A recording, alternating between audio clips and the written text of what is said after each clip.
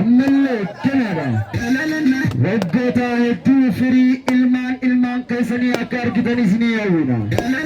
Baga gammaddan baga gammanne kabajamoo fi jaalatamoo ministeera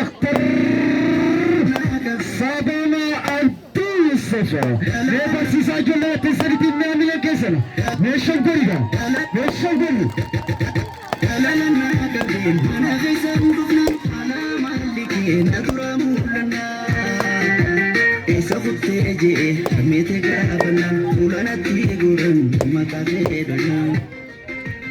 Egaa ammaantanas guyyaa dharraantanaa ergaa ajaa'ibaatu dhufaa jira. Tagagammatee waliin jechaatii jiran. Kabajamoo fi jaalatamoo ministeera Dr. Saabaan Abduu Jabbaar International Congress Party Clubin guyyaa har'aantanaa bagattiin isin geeja. Mee Saabaan Abduu Jabbaariifis mi'aamila keessadha. Haamileen jaalala, haamileen guddina, haamileen dandeettii abbaan qabu ol baasa waan ta'eef hadaraa kan kennisatiin Abdii.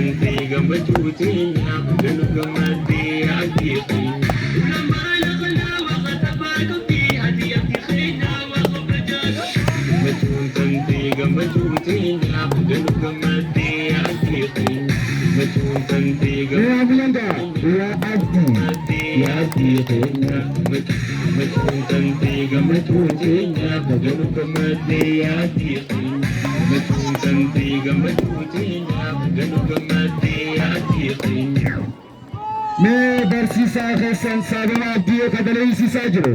Mee amina isin gammachiisu abbaan dura biyya yeroo kootii dalagu baay'ee nama gammachiisa.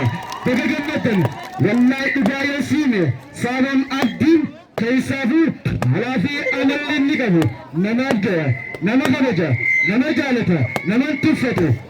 Keessattuu yeroo sagantaa amma dura osoo barsiisaa hin ta'inis jaalalaan dura bu'ee daleessisaa ture. Ni yaadadha. Waggoota amma dura gaafaan seentara sandaqu gaafa naaf haariyaa gammachuun na simate ammallee akkasumas simattee barsiisaa jira.